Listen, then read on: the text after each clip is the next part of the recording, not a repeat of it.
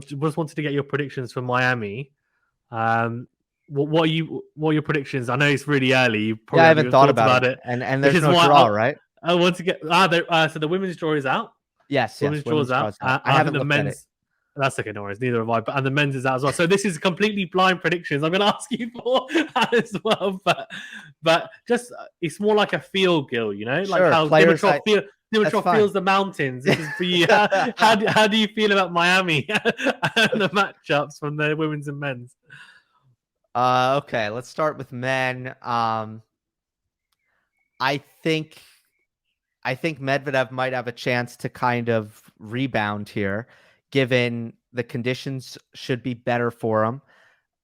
He's number 2 again, where he can have kind of that comfort of being the chaser again instead of the chased, as far as the rankings go. Although not, and then he might be more well rested at this point as well, which I think has been an issue for him. So I would look out for him. I would really look out for Alcaraz to have another really big week and kind of announce himself as here to stay. I don't think he'll be going away quietly at this point, and I think Miami is a good one for him. And then FAA and Shapovalov, they both train in Florida. They've both been, Shapovalov especially has been good at Miami in the past. Felix, I'm not reading too much into that loss against Van de Zandschulp in the first round of Indian Wells. I still think he's in a great place, and I would shout out both Canadian men. I think they both will have a chance to do big things in Canada. It is open. Big tournament for Hurkacz. He's got a lot of points to defend, and a big tournament for Sinner as well. So also something to watch for the finalists of last year. Yeah. Any thoughts? My thoughts are, I agree. I think Alcaraz would, obviously a lot depends on the draw and stuff as well, but he is now, I think he's actually number 15, not Fritz. So Fritz must be 13. So he, I think, will go pretty far. He might make a round of 16 quarter. Who knows how the draw opens up as well.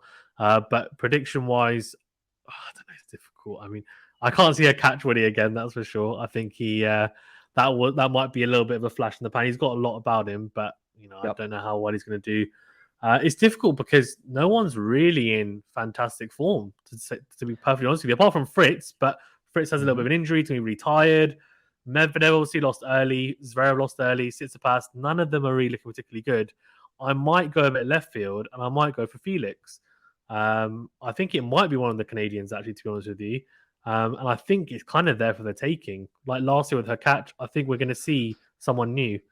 That's my prediction. Whether it's Felix or someone else, but I can't see the kind of potential 3 front runners winning, to be perfectly honest with you. Right. It's an interesting time because you don't feel great about Zverev, Tsitsipas, or Medvedev at the moment.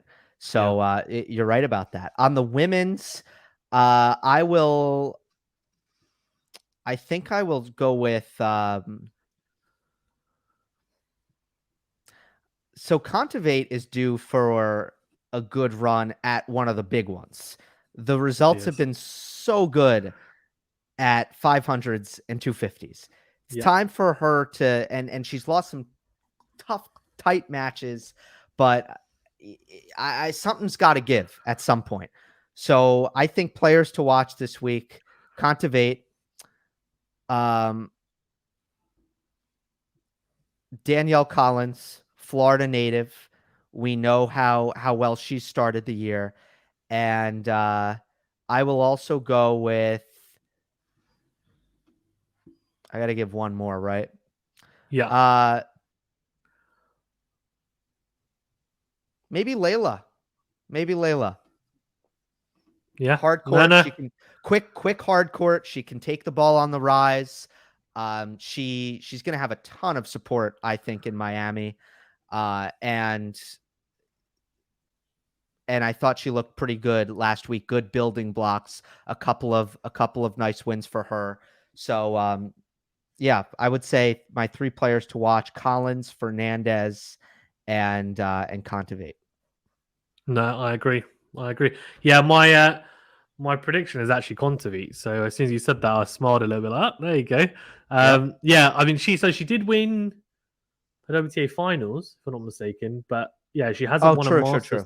Well, no, she made the final. She made the final and lost. Muguruza one. Yeah, Muguruza one. Sorry. Yeah. So yeah, you're right. So she's had close, kind of close losses in kind of big tournaments, and yeah, she's won some ATP 500s, but kind of went definitely a breakthrough year last year. So yeah, I think she's due a big one. And again with the women's, like with Ash Barty, I know Swiatek's in great form, but can she really go back to back to back? I mean, surely that's asking too much. Yeah. It could be someone like Badosa. I don't know. Sakari as well made a final, though. How tired she's going to be? I know she's really fit, but who knows? But yeah, I'm going to go Kontaveit as well. But it's going to be interesting. I'm actually really looking forward to it as well. I think Indian Wells is a really good tournament, so I'm looking forward to Miami. And then it'll be a good end to the hard court swing to then finally kind of get onto the clay, which is always very interesting to see, for sure. For sure. Yeah, thanks very much, Gill. That's all from me. Is there anything you want to touch upon?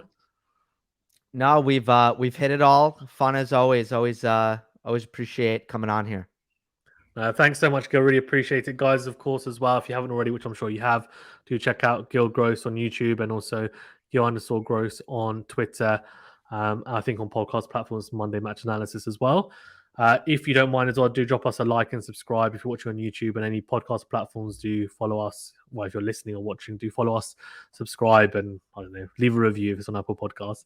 But yeah, do appreciate it. Stay safe and well, guys, and we'll see you on the next video.